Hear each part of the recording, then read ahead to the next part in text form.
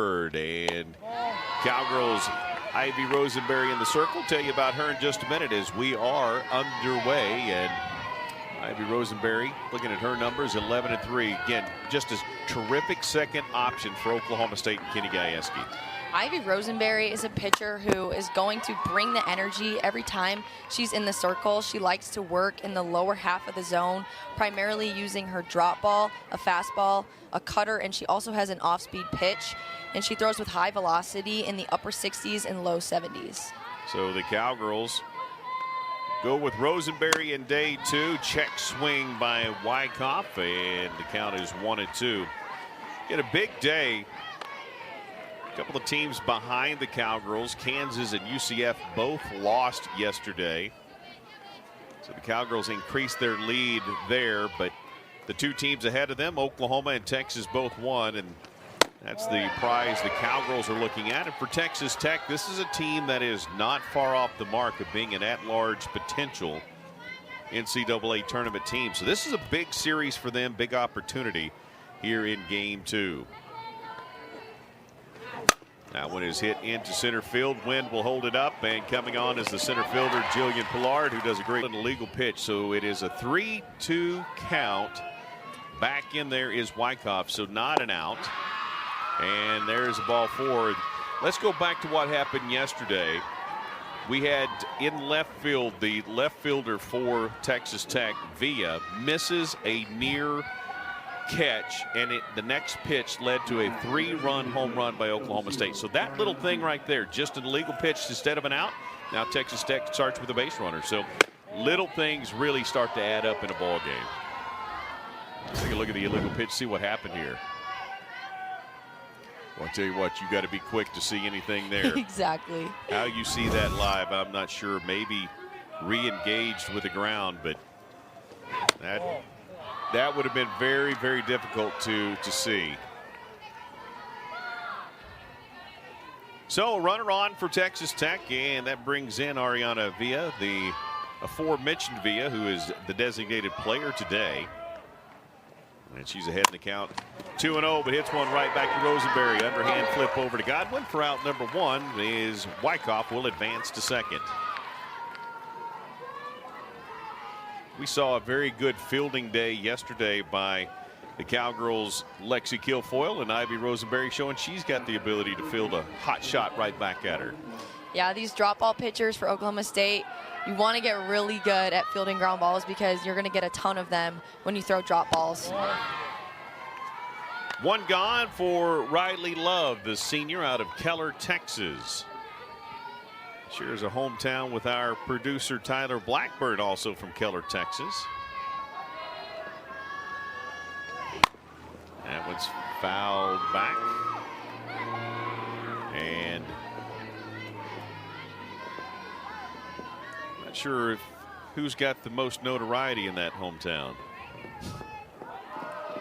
Different kind of notoriety, probably. 1-1 count. One gone, one on for Texas Tech in the top of one. And that's in there for a strike. It's 2-1.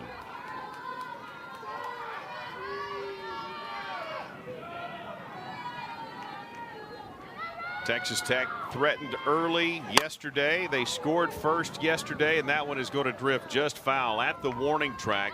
McDonald gave chase, but it tailed away from her too far to be able to go make that catch. And the count will go even at 2-2.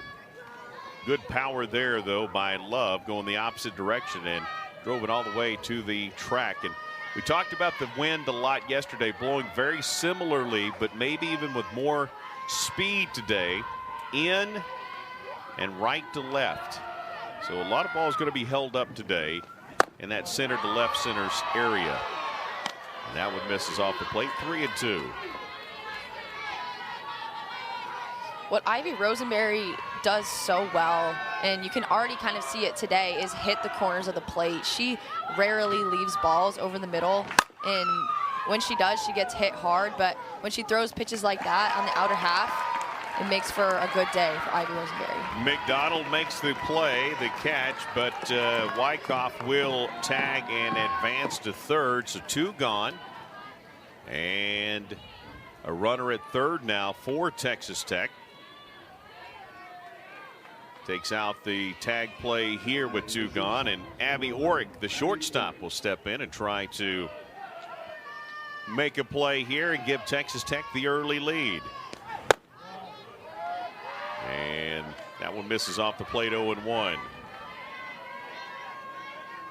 Another good crowd, even better crowd here on day 2. A little chilly in Stillwater. Lots of sweatshirts and jackets and blankets, but good crowd as that one's fouled into the crowd, over the crowd, out of play. Reagan Jennings, the freshman, must be an audiologist. I knew that. Abby Orick, not Reagan Jennings. I got ahead of myself there. That was a slow roller to Davis. And they throw to first, so Orick will ground out. That she's effective when she's trying to spot the ball and hit the corners well and kind of swing people out of their plan. So really working to just fool batters up there. You know, she was a designated player yesterday, hitting for herself today, obviously a complete player. And she starts out with an 0-1 count here to Jillian Pollard, the center fielder, McNeese State transfer. Came in and played a lot of third when Talon Edwards was injured, and has done well enough and athletic enough that she's kind of taken over a little bit in center field. That outfield has been a bit of a moving target for Kenny Gajewski and the Cowgirls, and wanted to talk about this in the first broadcast, didn't much. She's got a very much a split hand grip on the bat. Talk a little bit about what that does for her. Yeah, so as a hitter, honestly, for me personally, I really do focus on my top hand a lot. And you always hear people saying, you know, throw your hands. And if you just focus on throwing your top hand, it gives you a lot of barrel control. So the more that your top hand is kind of separated from the bottom, it just is really helpful in, I would say, being able to control your barrel and make contact. Right there, made contact, but it fouled it up, and coming on was Barnhart to make the out in foul territory. So we see that again, probably one of the most exaggerated hand separations we see on this Cowgirl hitting staff over the course of the season. And there's Talon Edwards fouling the first pitch, the third baseman. Foul over the left side, and strike 1. When a kid comes in, and obviously Coach Shippey, yourself, whoever is working with hitters, and you know, when you came in as a player, how much do you just want to leave the swing alone as long as it's producing until there's a problem and then start tweaking? Or do you see something immediately and start trying to work through things early? I think one of the most important things about people's swings is that everyone's is different and they all have things that work for their swing. So when you're working with a hitter, you really just want to make sure that the basic mechanics are correct, like they're not, you know, dropping their hands or anything crazy like that, and everything looks good there. And then the main thing is just focusing on timing and pitch selection. Those are 2 of the biggest elements of hitting. And so if those 2 things are in check, you know, most swings are going to give you decent results. So it's kind of different. You really just have to form a relationship with each hitter and figure out what works for them. I was getting ready to say that's, you know, the word trust gets used a lot. If somebody's going to tinker with your swing that has helped you get to where you are, there has to be a huge level of trust and build that relationship. And Edwards trusting her swing there. She's got a single, and the Cowgirls have a base runner as well here in the bottom of the first, as we take a look at this hit by Talon Edwards. Good swing by Talon Edwards on a pitch on the outer upper half. She kind of gets around on it and just punches it out into right field. So the Cowgirls have a runner at first, and they too will create opportunity, put a little pressure on Texas Tech early, and that'll bring on the catcher and Caroline Wong. You know, the other part of that, so the trust is there. Vanessa Shippey, her resume, her time at Oklahoma State, and as a hitting coach and assistant coach, I should say, at Syracuse and back here. I mean, that resume, I would think, makes it easier for kids to have buy-in, because she is obviously one of the few kids, a lot of people may not know this about the hitting coach for Oklahoma State. at one point in her senior season played every single position, including pitcher, every single spot on the field. So she brings a resume that kids can buy into pretty easily. Of course, she's one of the best hitters that has ever come through the program here. So just an awesome player. You know that she knows the game inside and out. And when you have someone guiding you that has so much expertise and has done it themselves, they've been where you are, especially so recently. She's still so young and close to these girls. So when you have someone like that teaching you, guiding you, it makes it so much easier. And the Cowgirls going to send one into right field, and it is off right center down the alley. It's going to be a long single for Caroline Wong, but that'll send Talon Edwards around second over to third.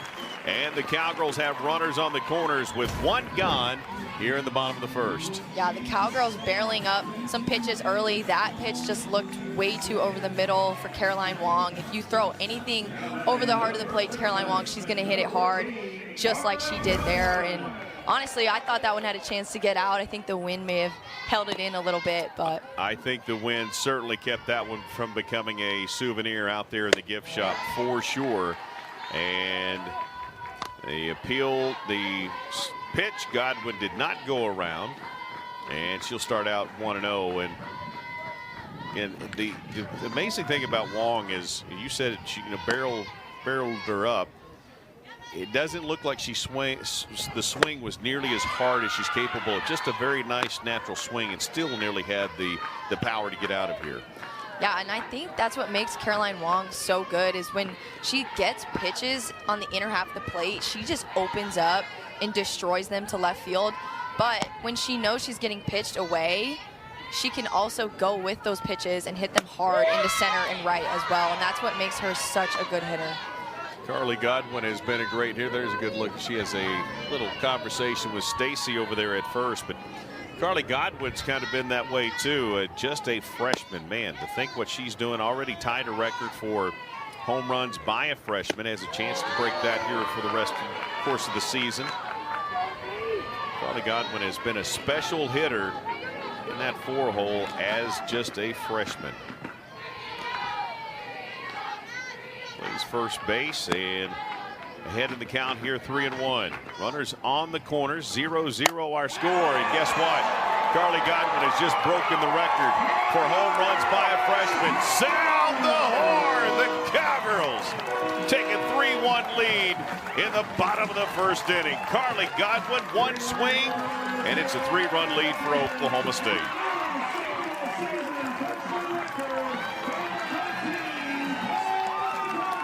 She got every ounce of this one, wind or no wind. Oh my goodness, this ball up in the zone, Carly Godwin, it's exactly what she's looking for at the plate, and she just opens up and demolishes that ball. Picking up right where she left off yesterday, did the same thing almost. Just an amazing hitter. Unbelievable as a freshman, just broke the single season record with 11 home runs. And she has put herself in the record books, and we still have several games left, obviously, before this season's over in the NCAA. The Big 12 has another series, 2 series left after this one, and Rosie Davis, another talented freshman, 7 home runs on the year. And think about that, you've got Carly Godwin with 11 and Rosie Davis, your second baseman, not far behind with 7. And she blisters that one into right field, but it is going to drift just outside the line for strike 2. These two freshmen, Carly Godwin and Rosie Davis, have just been unbelievable for Oklahoma State this season. They're so good, so competitive, and they're so young, and I can't wait to see how well they do throughout their career, because you know they're just going to keep getting better and better and better. No doubt about it. Is the 0-2 to Davis, fouls that one off. We were talking yesterday in the broadcast about COVID and fifth-year seniors not, they're not going to be readily available like they have been through this COVID era. But the freshmen are so talented that the level of play will continue to be really good. It may be different. The depth is going to be different. There's no doubt. But, well, you're right. These freshmen for Oklahoma State and across the country. I mean, the Big 12 is loaded full of great freshmen. Texas Tech, one of the top recruiting classes in the country in 2024. Going to keep the level of play in the Big 12 very high. 0-2 to Davis. Now a time called by the pitcher, and Maddie Wright backs off the rubber and will step back on it and get us ready to go again. 3 hits for the Cowgirls, 3 home runs. Single home run. Davis stays off that pitch out of the zone, little high, and 1-2 the count to her.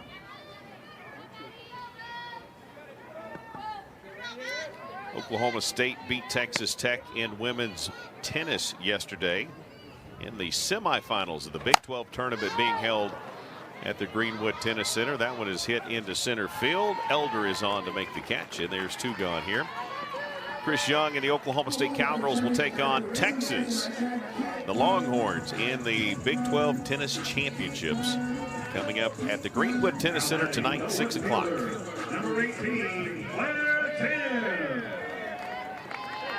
Yesterday, Claire Tim, 3-run shot. It was the one that gave the Cowgirls the lead. They never trailed after that. And she's hit this one into right field. The right fielder is back. Wyckoff is able to get there for out number 3. But the Cowgirl, Kelly Maxwell, former Cowgirl, and again, those 2 teams, part of the reason why they are atop not only the Big 12 standings, but atop the rankings in the country. When you can pitch that well, and then the offense that can complement, plus the defense, both those teams, Oklahoma State, very complete softball programs. Of course, and looking at down the stretch, getting into regional supers and the World Series, if you want to get to the World Series, you need pitching, and that's why Oklahoma and Oklahoma State have been so many times, as they consistently have such strong pitchers on their team. There's a little infield hit for Texas Tech, as Reagan Jennings, the second baseman, able to make it a difficult opportunity on Rosenberry, and so Texas Tech has their first hit of the ball game. Wyckoff had a walk in the first inning, and then 3 straight outs and a single here for Jennings for Texas Tech, trying to, let's go back to something we've talked about all season long. If you're Texas Tech right now, as Elder, the junior out of League City, Texas, you want to try to get right back in this thing by clawing. You don't need all 3 runs, but you need 1 or 2 here to feel like we can compete throughout this ball game, right? Yeah, I totally agree. As long as your offense, you keep putting good at bats together, put pressure on the defense, getting runners on base. As long as you're doing things like that, good stuff is going to happen throughout the game. So as long as they can chip away and put a few runs up, they'll be in good shape. The 0-2 misses to Elder, again the center fielder, her first time up today. Elder yesterday went 0 for 2, trying to get her first hit of the series, and will not there with the first strikeout of the ball game for Ivy Rosenberry. Yeah, it looks like Ivy's just using her drop ball low in the zone and gets Elder to reach for that one, even though it was not even close to being a strike. And that's what Ivy does so well, is she was up in the count, she got ahead early and is able to throw, some junk, some stuff out of the zone and get a batter swinging. So pitcher versus pitcher here. Maddie Wright, the senior out of Fort Worth, Texas, batting .303 with a couple of home runs on the season. Again, the designated player yesterday. Fouls that one back. She's behind 0-2. Maddie went 0 for 1 yesterday, did draw a walk. But behind the count here, 0-2. Kennedy Kreitz awaits for Texas Tech, and another strikeout. So after giving up the single, back-to-back strikeouts, and a little emotion by Ivy Rosenberry in the circle. Yeah, Ivy Rosenberry throws so hard. she hits the 70s frequently. It looks like she just blows this by Maddie Wright to get the strikeout. Has terrific velocity on that fastball, and she starts out with a strike here to the catcher, Kennedy Cates, out of Hazlet, Texas, another senior, batting .329 on the season. Kreitz went 1 for 2 and scored a run in the first game. So some production at the bottom of the order for Coach Snyder and Texas Tech in game 1. And for the second consecutive inning, they've had the leadoff batter on base, but back-to-back strikeouts puts Texas Tech in perils of having the next 3 retired again, and a 1-2 count here to Kreitz.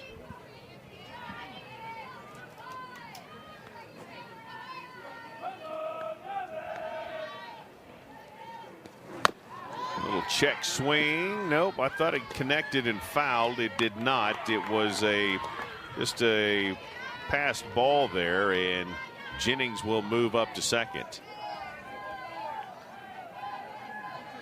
Just from the sound, it sounded to me like it caught that bat a little bit, and the trajectory was redirected. There's one hit to Rosie Davis. Scoops, throws, in time, out 3, and the Cowgirls retire the next 3 again. It's 3-0 going to the at 10. Godwin's now has 11 on the season. The Cowgirls as a team now have 70, and those 70 home runs is 3rd best all-time in Cowgirl history. They hit 93 in 01, 82 in 2019, 70 here this season. They broke the record of 22, which was in 2022, which was 69. Since Kenny Gajewski has been a part of this program, finding a way to leave the yard, the hitting has just been phenomenal. And with Vanessa Shippey, that has not changed. Exactly. And so many players on this roster have so much power. And that's what makes it so exciting, is you just never know at any time anyone can come up and get a huge hit for the team and, you know, just help put more and more runs on these teams and try to suffocate other teams offensively. The Cowgirls have, again with Kenny Gajewski, 9 years at the helm, have been to the College World Series 4 consecutive years, one of only 2 programs to do that, both of them Big 12 programs, both of them in the state of Oklahoma. Cowgirls trying to make it 5 in a row.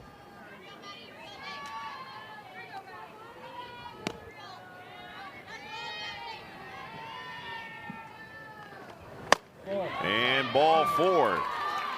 A good patient at bat for Michaela Wark. She draws the first walk of the day for a Cowgirl batter. And she'll go on down to first base, and that'll bring up Lexi McDonald, the right fielder, who's out of Silo, Oklahoma. She's got some power of her own, 3 home runs of the year, and batting .313. So Michaela Wark has been very patient this series so far, and continues just as she did yesterday. She had 3 walks yesterday, and now another one. Absolutely, and has been really, really good. That's exactly what she did yesterday with those 3 walks. And for Lexi McDonald, she was 2 for 3. Actually, she was, 2 for 3.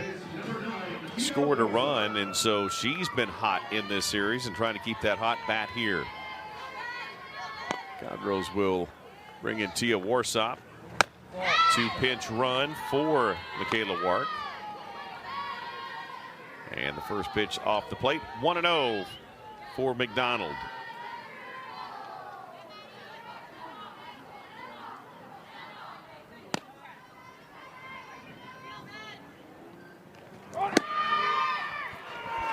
Little swing and steal, hit and steal, and whatever you want to call it, the Cowgirls have a runner in scoring position. That's the speed of Tia Warsop. She can get down the line.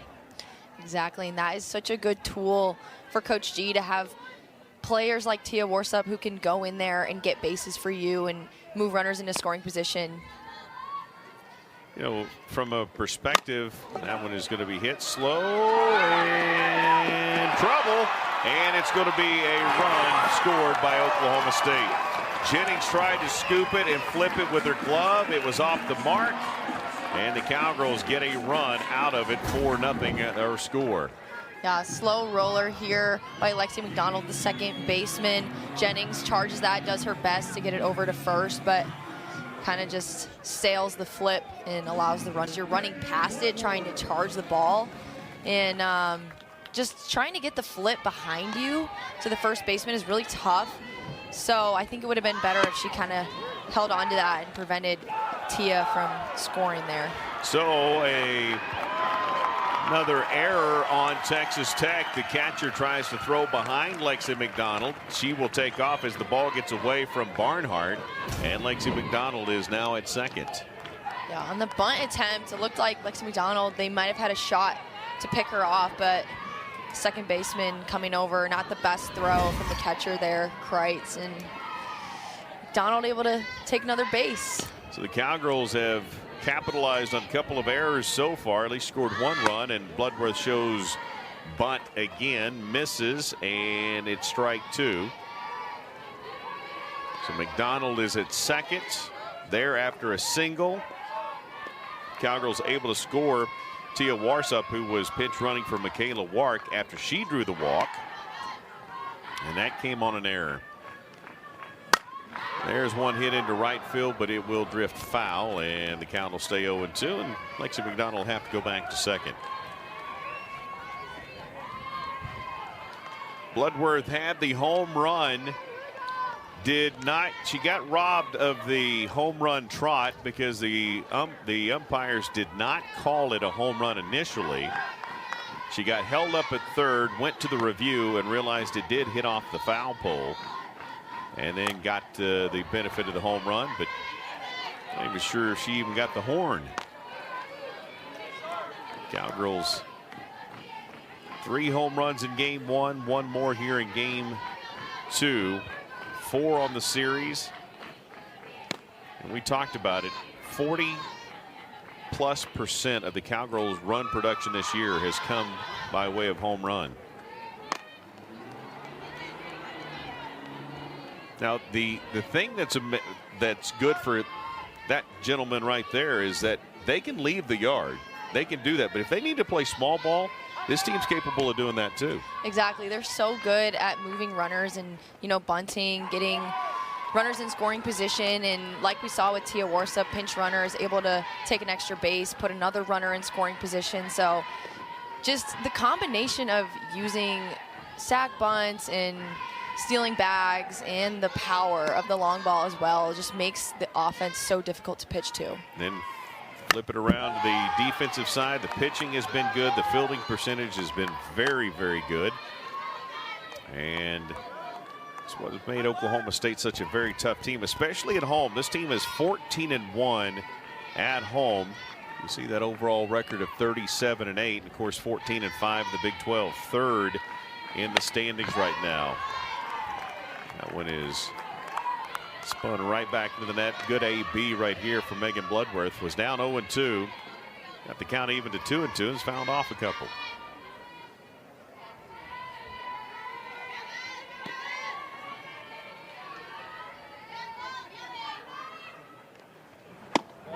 Pitch off the plate, and the count full for Bloodworth. So a fantastic AB for the shortstop, and the 9-hole hitter is Maddie Wright trying to figure out the bottom of this order right now for Oklahoma State. Michaela Wark walked, Lexi McDonald the single, and Bloodworth now with a full count and fouls off another one.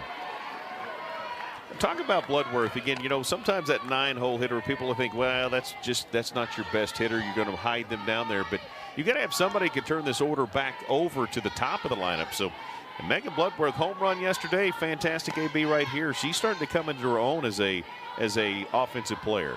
100%. That was an amazing at-bat. Started out 0-2, able to work the count. She was just fouling pitches off left and right, waiting for something good. Takes the walk, gets on base. She's been doing so well lately. Like you said, putting together a ton of great at-bats, getting a lot of RBIs for the Oklahoma State offense. 12-pitch walk for Megan Bloodworth, and that does turn the order over to Jillian Pillard, who popped out. She's 0 for 1. Over to first base, her first time up, again with that split hand Stance, she will lay that one down and use her speed, try to get there at first. She won't get there, but she does get the sack bunt. And the Cowgirls move another runner over and move both of the runners over to into scoring position. There's the small ball we just were referring to. You know, Jillian can hit it. She can do a lot of good things too, but you're trying to get those runners over and trying to get them around the bags, and that's exactly what they asked Pollard to do. That was very well done. Kenny Askey maybe bringing in another pinch runner. Let's see, as Talon Edwards, the third baseman, will get ready to go here. And Kenny talking to the home plate umpire.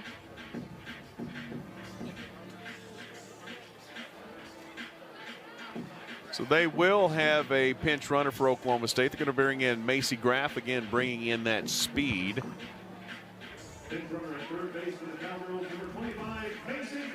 So more speed on the bags for Oklahoma State.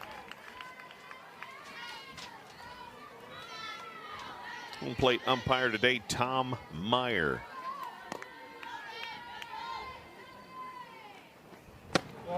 There's a first pitch ball to Talon Edwards. Again, coming back from injury. Was a little rusty maybe early, but she's starting to find that form again, batting .322. Had the single, scored the run earlier off of that 3-run home run by Carly Godwin, and was able to score. There's an off speed, misses, and she's ahead in the count, 2-0. And like you said, with, you know, Pollard and Talon Edwards, both of them are have so much power in their swings, but what makes them so difficult to defend is both of them are able to drop a bunt anytime they want and use their speed and athleticism to beat it out. There's a play at the plate, and that's going to be a fielder's choice, but it's an RBI for Talon Edwards, as coming in to score will be Macy Graff, who was pinch running for Michaela Wart, or excuse me, for Lexi McDonald. Another run across. Talon Edwards, I think she hits this ball just soft enough, and you know, the second baseman Jennings moving to her left-hand side and trying to turn and make that throw home. A great effort there, but Macy Graff just taking off as soon as that ball was hit, exactly like you're supposed to do at third base, you know, in a contact situation, and able to squeak another run in. Well, if you're Barnhart, obviously, as Caroline Wong way out in front of that, double steal by Oklahoma State, and the Cowgirls have scored another. How about that? Talon Edwards takes off to second. They make the throw down. It's late. The runner will come home, and Talon Edwards is able to force the throw at second, and the Cowgirls score. And again, the Cowgirls right now starting to mount up some runs, and that'll bring a little team meeting for Texas Tech without the coaches.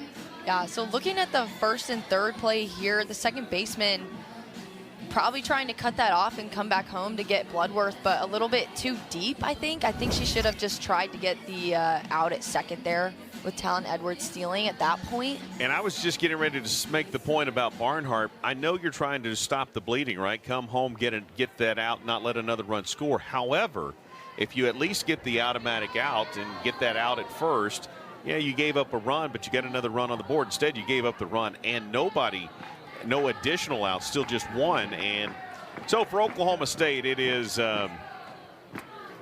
again just starting to mount up, and someone in the gift shop dropped a glove over the field, and that's why the delay. Elder had to go pick it up and give it back to that fan, and we're back underway here as Caroline Wong evens the count at 1-1. So a couple of questionable decisions defensively by Texas Tech, and quite honestly, that's kind of been their problem. Offensively, they've been great. Defensively, they've struggled giving up a lot of runs.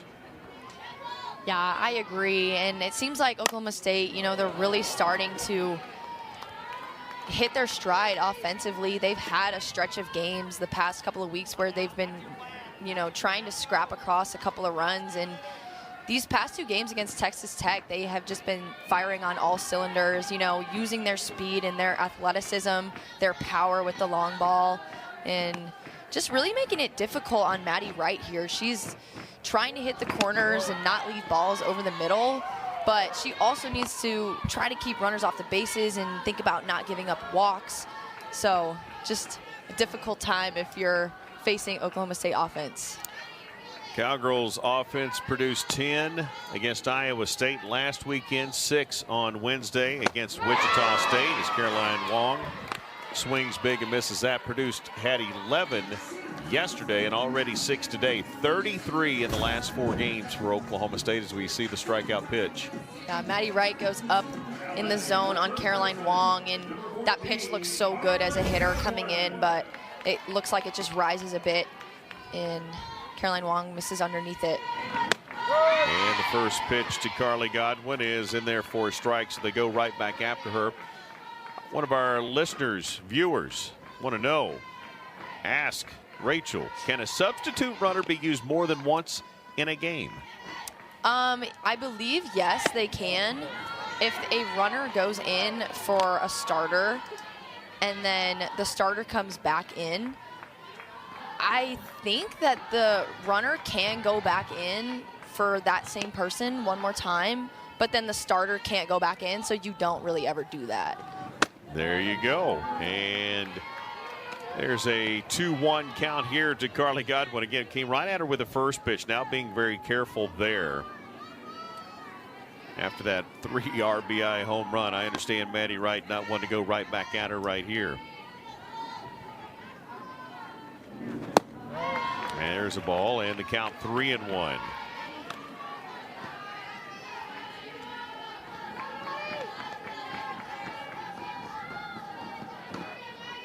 So the Cowgirls have a runner still at second. They've used a couple of errors by Texas Tech to put a couple more across here. And that one is hit sharply. It is going to get into the gift shop. There's a souvenir. Sound the horn. Home run, Carly Godwin. Back-to-back home runs, just adding to her all-time freshman leader, and she backs her way in, dabs it up, and the Oklahoma State Cowgirls excited to welcome her back home. Jeez, Carly Godwin, you cannot leave a pitch like that down the middle for her to hit, because she just has so much power. In her 3rd home run already this series with the backing in and then the dab there. Just an awesome job by Carly Godwin. And if I was Texas Tech, I don't know if I would continue pitching to her. I mean, that's a whole lot of pitcher in the circle for Texas Tech as they are trying to find some answers right now. And that's not a very new pitcher. That's the young lady that started game 1. Mimi Blackledge, the right-handed pitcher for Coach Snyder and company. Yeah, Blackledge started yesterday and got through the lineup, I'm pretty sure one time unscathed, did pretty well keeping the Cowgirls off the bases. And so she's basically going to work both mostly away to both righties and lefties, kind of a lower velocity pitcher trying to spin the ball and spot it mostly. And she will get things started here against Rosie Davis.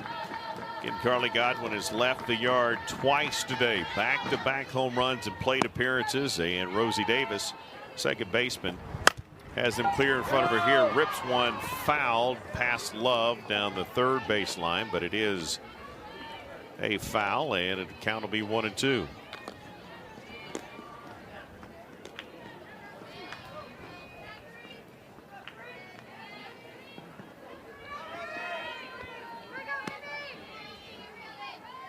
So 2 gone. Cowgirls, again, couple of errors, couple of hits in the inning.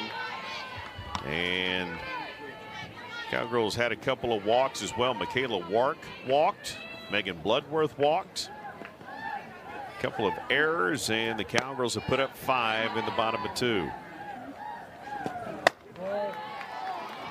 Bringing their total to 8 right now, and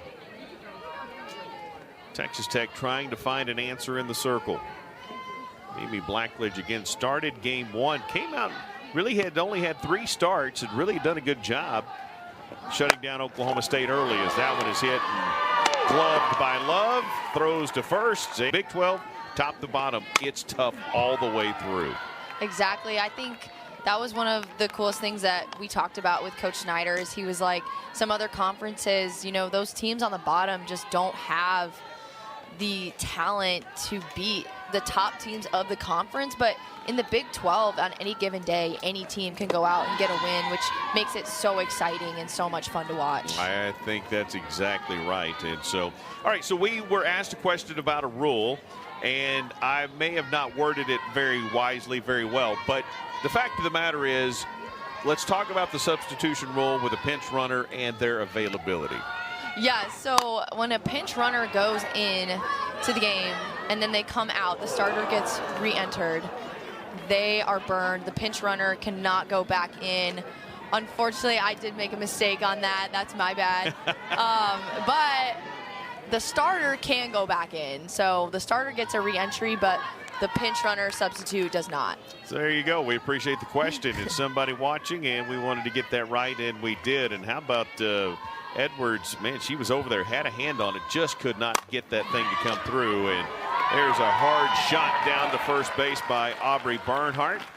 Aubrey Barnhart, the first baseman, and she will ground out to the first baseman for the first out here in the top of the third.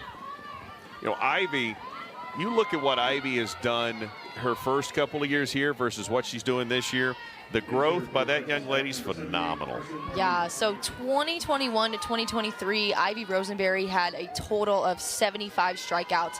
And this year alone in 2024, she's already up to 72 strikeouts. So like you said, that just shows how hard she's worked this year with Coach Eberly and how much she has developed over this season and just the improvement in her strikeout numbers and performances overall. Truly has been a young lady that maybe surprised some people coming into the year. I think a lot of people thought Kyra Aycock may hang on to that #2 spot, but Ivy has just done a great job as Carson Armillo will get her opportunity here. And she hits that one down to Edwards. Edwards stops it, blocks it, and has enough arm to throw it in time to get Armillo out at first. This is a really nice play by Talon Edwards, a really hard hit ball off the bat. She's moving to her backhand side, you know, gets enough of it to pick it up and still make the throw over to first base and get the out. Great play by Talon Edwards. And we've got a pinch hitter. Looks like coach is going to go to the well a little bit here as he will bring in J.C. Hamlin, the senior out of the Colony, played at the Colony High School, Colony, Texas. And starts out 0-1 here. Ball gets over the top of Wong, bounces back to her, and it'll be an even 1-1 count here. Into Hamlin.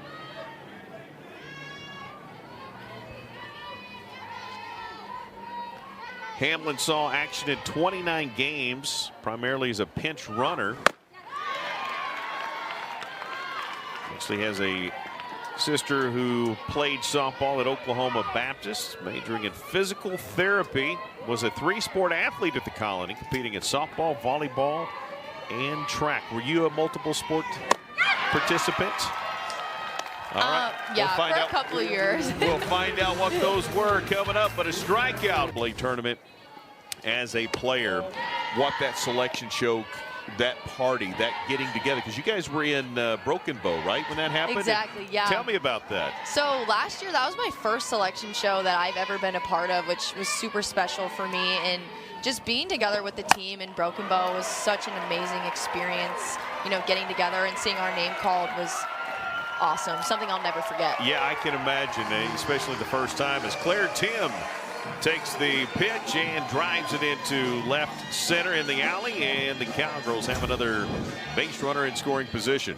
Yeah, Claire Tim goes up and gets this ball, and this is where Claire Tim is so good in that left center gap. She can just drive doubles out there all day long, and when pitchers throw away to her, that's what she'll do to it, and when they come into her, she'll drive it over the right field fence. So just a great hitter, can go both ways, has a good spray. Just a nice job by Claire Tim. Taylor Anderson will pinch run there for Claire Tim, and again another runner for Oklahoma State. Okay, so let's talk about what's happened defensively for Texas Tech. They have substitutions everywhere, and a lot of young ladies that have probably not played a ton as Warsop will get her opportunity for Oklahoma State coming in for Talon Edwards. But this would seem to me to be, coming in for Michaela Wark. It would seem to me that Coach Snyder has seen enough, and he's just going to start giving everybody an opportunity as Warsop grounds out to third. Yeah, that's kind of what it's looking like, especially, you know, being down 8 runs. You might as well put some new players in and give your team a new look out there and see if they can get something going, get some momentum. Macy Graff will come in for Lexi McDonald. And so the Cowgirls also emptying the dugout just a little bit here and giving some young ladies some opportunities. There have been some pinch runners that have done a great job. And so again, she came in as a pinch runner but has stayed in the game, so that allows her to stay and continue on. And there's a ball to Graff.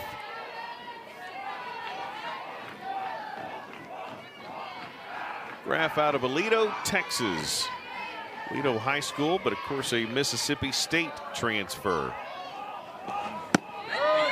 And a 2-0 pitch in there for a called strike.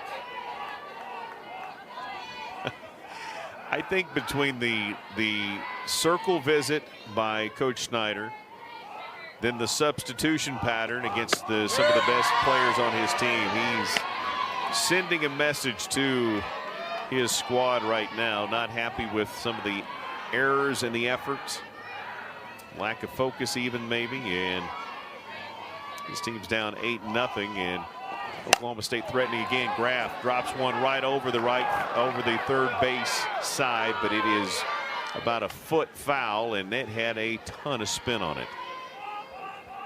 Yeah, it looked like Macy Graff was just trying to protect the plate there and just throw her bat out and get a piece of it, try to get another pitch. Macy Graff, this is only her 22nd at bat of the season. Has a couple of doubles on the year though, and works the count full at 3-2. Has a couple of RBIs on the year. And Macy Graff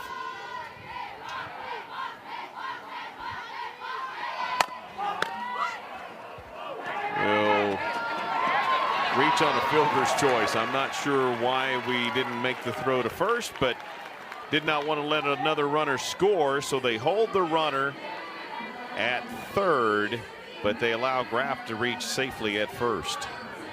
Yeah, as soon as that ball was hit, Taylor Anderson kind of took a jump off third, but the pitcher, Blackledge, looked to me like she kind of just jumped the gun and threw it home, when what she should have probably done is run straight at Taylor and make her commit back to going to third and then turn and try to get the out at 1.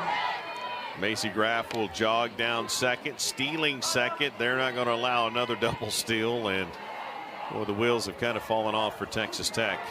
It's a really talented team, and they're very well coached. This is extremely uncharacteristic for them, but they are on struggle time right now. That is Hill behind the dish now. They made a substitution behind the dish as well, as Blackledge, who started game 1, coming in relief here of Maddie Wright. Cowgirls now with 7 hits on the game.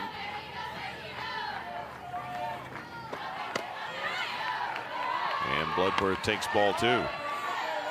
Runners at second and third, 1 gone. Cowgirls scored 3 in the first, 5 in the second, and threatening to add to that total here in the third.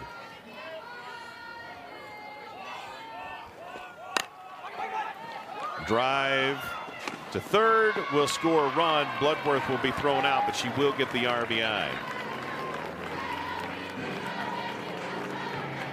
Yeah, so in that situation, what Coach G really likes to do when there are runners on second and third and obviously less than 2 outs, what he likes to do is put the runner in third into a contact situation. So basically whenever the ball is hit, he wants that runner taking off and making the defense, make a decision if they're going to try to rush and get the out at home or just get the out at 1, and then they're able to squeeze in another run. So Taylor Anderson just took off on that ground ball, able to score easily. I think that's, again, that goes back to the point of this team can hit home runs, but they can play small ball, manufacture a lot of it coming from managerial decisions of Coach Kenny G, and this team has just done the right things a lot over the course of the last several years, and what it seems to me that Coach Gajewski is most happy with right now is that this team's starting to peak, and peaking at the right time. Despite what happened last weekend, quickly back to form and feeling like they're really starting to hit their stride at the right time. Yeah, I totally agree, and that's something that I feel like Oklahoma State fans, I'm sure you hear a lot. If you listen to Coach G, he says it's all about the response, and Oklahoma State definitely responding here in this series so far, putting up a ton of runs.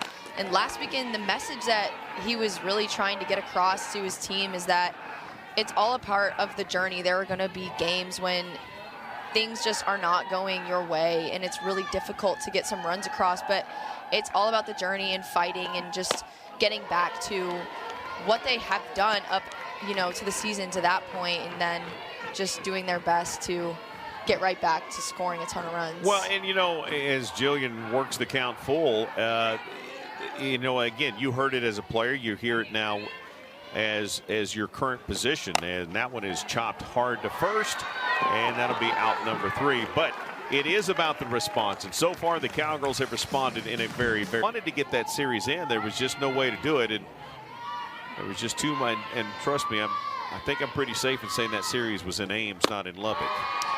Yeah, for sure. That's always the struggle about playing in, the northerner, I guess. I don't even know if they're even more north than here. Maybe a little bit. You're from Purdue, right? So you're trying to go, yeah, wait a minute, where are they at? I'm trying to, I don't know. But, playing in Iowa, you never know if you're going to get a sunny 80 like it was for us last week, or if it's going to snow. So that series got canceled, and I talked to Coach Snyder. Iowa State took 2 or 3 from Oklahoma State. I don't know if it's a blessing or not, whichever way you want to look at that, as Caroline Wong outraces everyone to that foul tip. So let me ask you this. Oklahoma State, again, has been so good for so long. Certainly the team you played on a year ago was very good. The wheels come off other teams a lot, partly because maybe they're just not as talented. Sometimes it's because Oklahoma State is on. Whatever the case may be, how hard is it if you're Oklahoma State, as Rosenberry gets another strikeout, to maintain your focus and not let the level of play affect how you are performing as a player?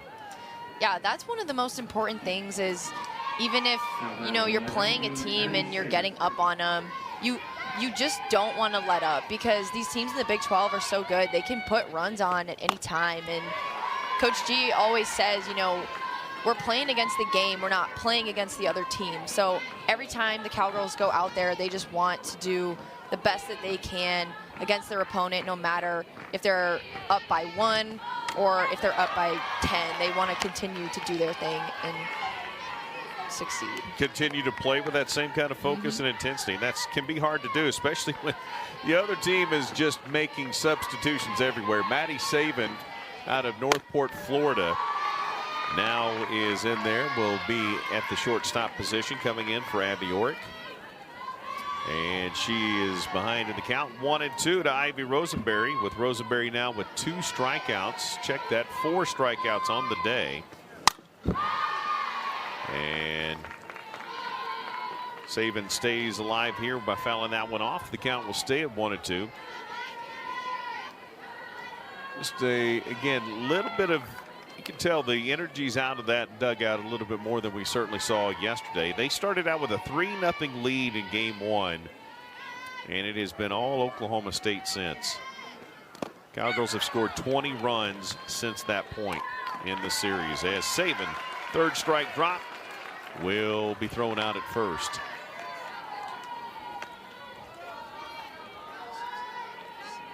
So that brings up Elena Barraza out of Diamond Bar, California.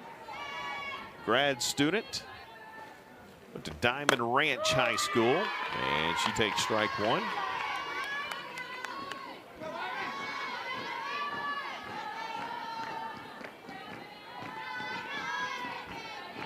Coach Snyder still just a game where it's falling apart, just making substitutions everywhere, trying to find an answer. And This team was so incredibly disciplined early against Lexi Kilfoyle in game 1.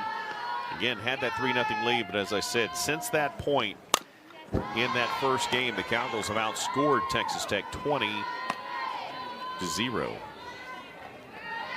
Yeah, and they had a lot of good at-bats last night against Lexi Kilfoyle. Like you said, they were very disciplined, making her work for her pitches, and even early in this game, too, they were hitting some balls hard, and the defense, Oklahoma State defense, was just very tough, making some really good plays. And it seems like Ivy Rosenberry has really just gotten going in this game. Only 57 pitches, and, you know, we talked about that in game 1. Through this point, there was about 61 innings, or 61 pitches through 3 innings for Lexi Kilfoyle. And Ivy's been able to come in and be much more efficient here as we're in the 4th. Raza stays alive at 1-2. And now coach is trying to find someone that step in there and compete. Here's the 1-2. That one a little tall, 2-2. Again, the score's lopsided. There's non-traditional things happening in the other dugout and on the field. And if you're Oklahoma State, just got to maintain that focus. And Ivy Rosenberry is not having a problem with that. She strikes out this Oklahoma State Cowgirl home events. Yeah, it's amazing to see all the fans out there. You know, before the games were up here, we can see everybody back there hanging out. They had a food truck out there earlier today, and everyone's just having a great time. And my family was out there a few weeks ago, and they obviously had an amazing time. So just a great atmosphere here at Cowgirl Stadium. Sophie Page will be in there for Oklahoma State out of Chatham, Alabama, the junior. And you know what's interesting, talk about that, right? You see the fans having that kind of a good time. The expectation is the Cowgirls are going to win, and that's got to put the players at ease too, right? Knowing when there's that much fun and that many smiles happening around you, the atmosphere, that's got to be contagious for you guys in the dugout. 100%. The fans bring so much energy and their support, and just like you said, positiveness, and just their presence is amazing here. And that's, I think, a big reason why they play so well at home, and they have this whole season. And that's why going into postseason is such an advantage to host and be surrounded by all the amazing fans at Oklahoma State. Added the grandstands you see there, another additional 500 seats in right field, and that's because they were completely in capacity over and over and over. And Sophie Page drives one down the third base line, and she's got a single. So a runner at first for Oklahoma State. The Cowgirls continuing their offensive prowess in this one, the 7th hit of the ball game. Now to bring up Katie Lott. You know, we talk so much about all these young ladies. Katie Lott had an incredible freshman season, and she's kind of been the forgotten one. But you know, when you talked about feeling that, you know, that gut feeling of, hey, needing a pinch hitter, this young lady's got a lot of pop to her bat.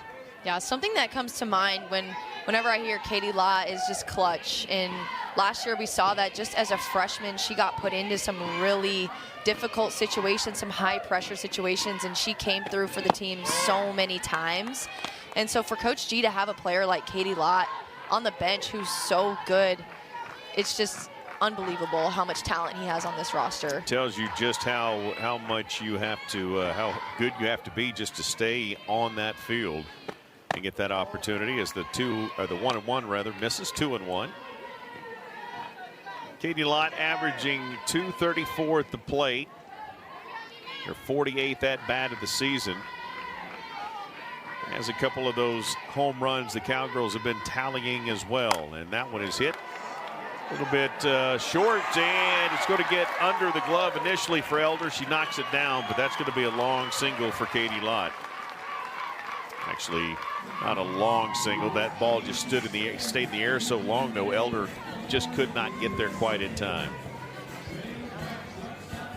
So Carl Godwin will get another opportunity right here. And if I'm Blackledge, there's one thing I know I'm not doing. I'm not leaving anything over the plate right now for Carly Godwin. You cannot do that for Carly Godwin right now. She has just been on a tear this series, and you know, the past few games, just really seeing the ball well at the plate.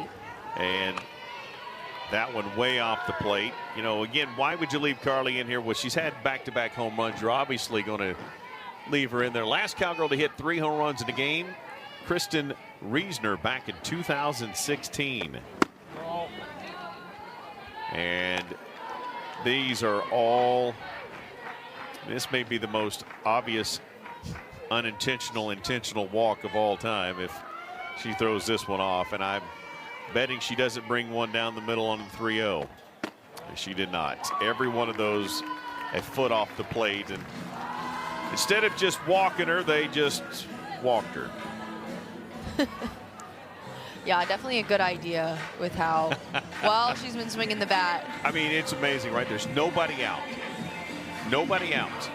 But you would rather walk the bases full because that's just how good Carly Godwin has been. And I have not been in the lineup in some capacity. And of those 5,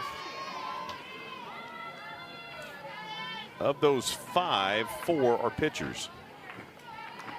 Only Audrey Schneidmiller not had her chance yet in this game. So every position player for Oklahoma State's had their chance. There's a soft flare. It's going to land fair, and that's going to be an RBI single. Nice job there for Sokolowski on the throw at home. The runners advance, and the Cowgirls continuing to add to their lead. Good job by Sokolowski. Again, just a soft flare into right field, but it scores a couple for Oklahoma State. Exactly, just barely gets this one. Kind of in the Bermuda Triangle area over there. No one's going to be able to go and catch that. Katie Lott with the aggressive base running, able to round all the, or score all the way from second base. Bermuda Triangle reference. I love it. It's a place where a lot of things disappear. I like it. Says the Cowgirls get Taylor Anderson in at bat. She has been in and ran earlier and stays in and will hit for the Oklahoma State Cowgirls. So it's not just the starting 9 that has done it today. The Cowgirls have had a lot of pinch runners that have been very good on the bags, and those young ladies getting their chances at the plate now as well. She falls behind here 0-2, does Anderson. Out of Dripping Springs, Texas, just a freshman with blazing speed, batting .286.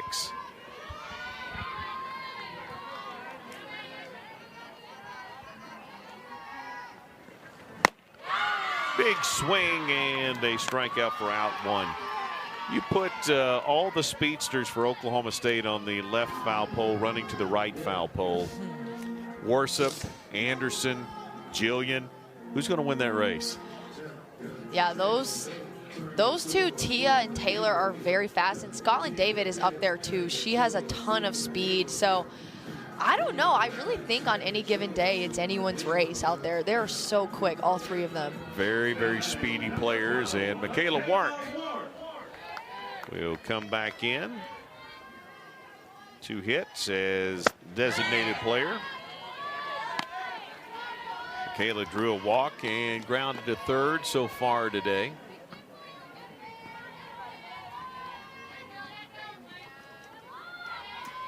Runners at second and third, 1 gone for Wark, and the ball gets away from the catcher, and the Cowgirls are going to score. Coming in will be Logan Picklesheimer, who was the pinch runner for the Cowgirls, and she will score. And the Cowgirls continuing to go the right way, and that's not a happy coach right there.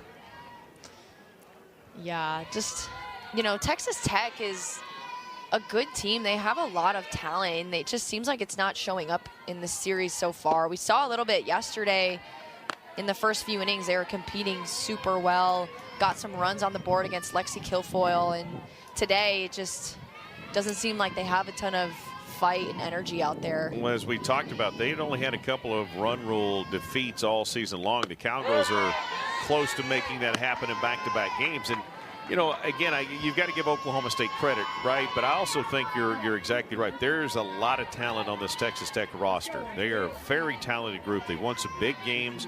They've shown vast improvement over the last couple of years with Coach Snyder. And for whatever reason, it just has not shown up today. And actually, the last couple of days since that first 3 innings in the first game, and certainly here in these 4 innings today.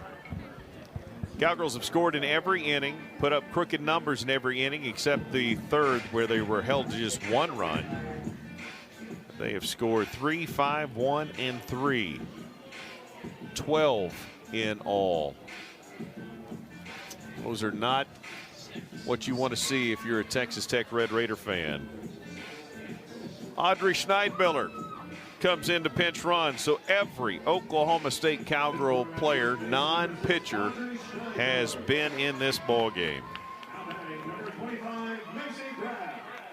Macy Graff will get a chance with runners at the corners. Her first one up. She reaches on a fielder's choice.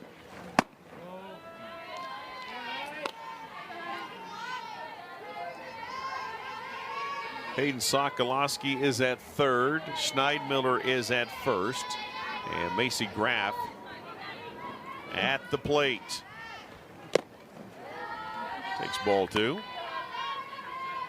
Game 3 tomorrow, and you know, we talk about response. That's what Kenny G is all about with his team, and I guarantee you that's the same message that they're going to hear in the hotel tonight for Texas Tech is how are you guys going to respond after getting run rolled in game 1, in jeopardy of that happening here in game 2. And Kenny G's going to be, his message is going to be, don't let what happened in game 1 and game 2 affect game 3. Go play your game. For Coach Snyder, it is about coming back and avenging these losses and playing your game. 2 very stark contrasts in the team rooms between these 2 teams tonight.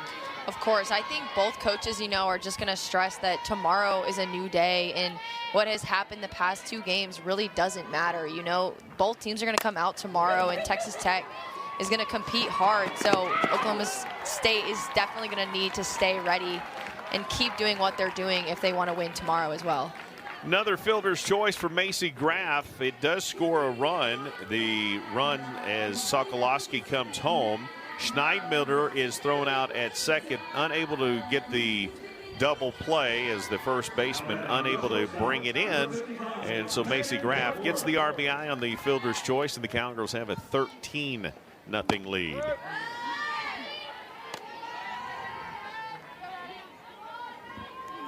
I think the Cowgirls have scored now 40 in the last 4 games. I think we were up to 33 when it was 6 on the board. 7 more would make it 40. Yeah, the Cowgirls are up to 40 runs in 4 games of action. Last game against Iowa State, Wichita State, now 2 games against Texas Tech. 9 more hits today.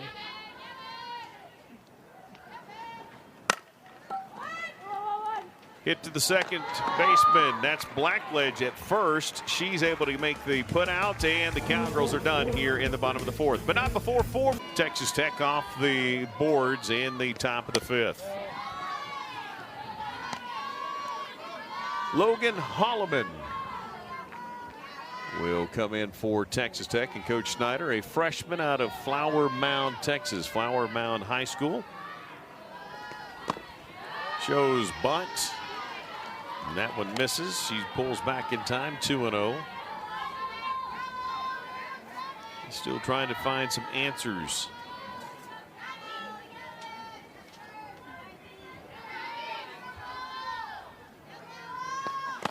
You know, sometimes you just got to take a game and throw it out. It's an outlier. It's not who we are. It's not indicative of who we're going to be the rest of the year. And this might be one of those, the old adage of, well, we just burned the tape. We didn't watch that one. You got to learn from these games, but I'm not sure that this is one you study very hard. And Holloman draws a 4-pitch walk and gives the Red Raiders a base runner here in the top of the 5th. Tech only shut out twice all season long. It only been run ruled a couple of times. The jeopardy of that happening again is Mimi Blackledge. Was a starting pitcher in game 1, relieving pitcher in game 2, has gone to first base here out of Center Point, Texas. Going to be a heck of a player for Coach Snyder, batting .333 on the season. And that one fouled out of play. Falls behind here 0-2.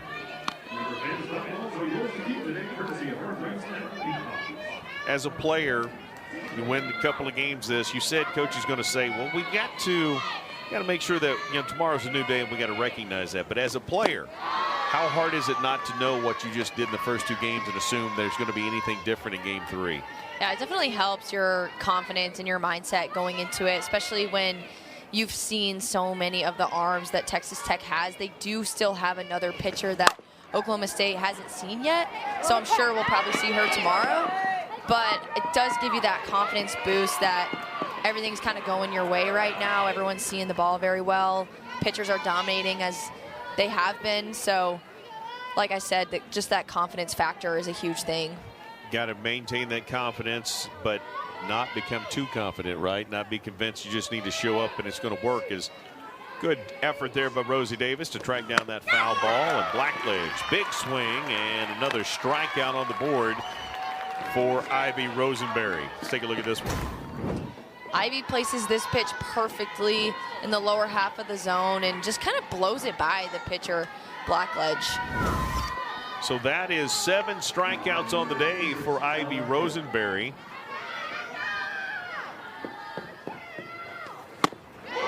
She's got a career high of 9. Facing a couple of more batters here, including Ella Hill, the freshman out of Richardson, Texas.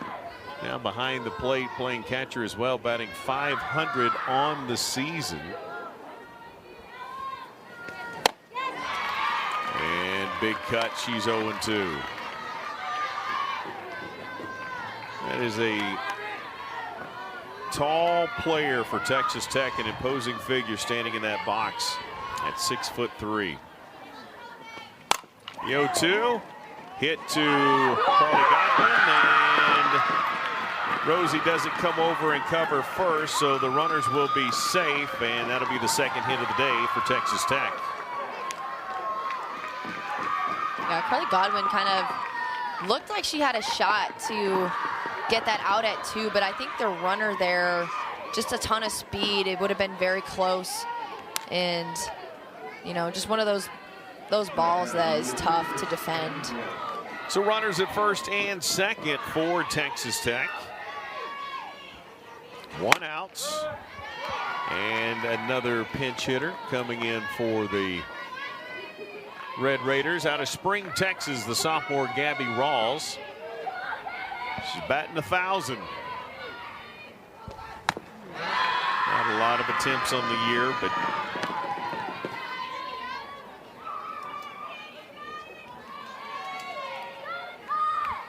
trying to give her team a run across the board. Just give them something to be happy about going into the game tomorrow.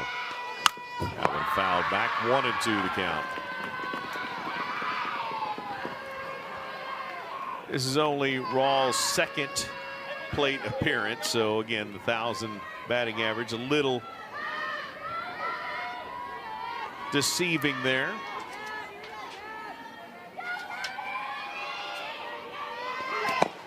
That one in the dirt, and Steinmiller, who's now behind the plate for Oklahoma State, decides not to make the throw, and a steal by Blackledge over to third. Actually, that was Holloman, who is at third, made the play, the break to third, and was able to make the play.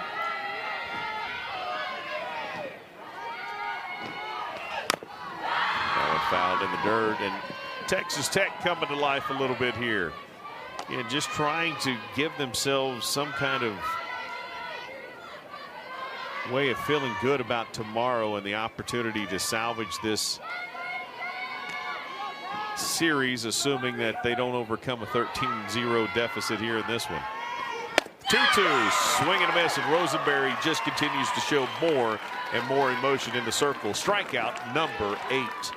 Let's take a look at this one. Yeah, I love what you just said, the emotion out of Rosenberry.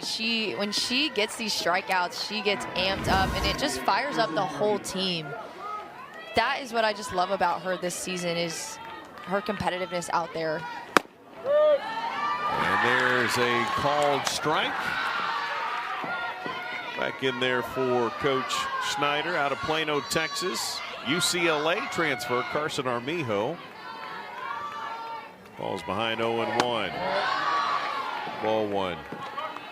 Career high 9 strikeouts in a 5-inning game for the Ivy Rosenberry. 78 this year. She could match that with a strikeout here. She's got 8 on the day, and here's ball 2.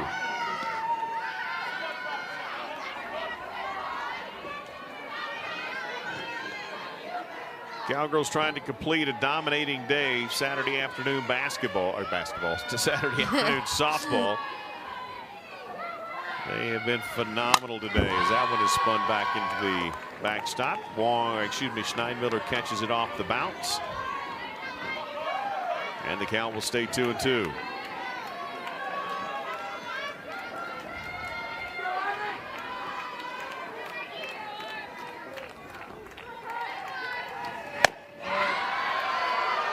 Miller tries to frame it. Crowd wanted it. Count goes full, and Rosenberry nearly matched that 9 strikeout performance. That pitch just slightly out of the zone.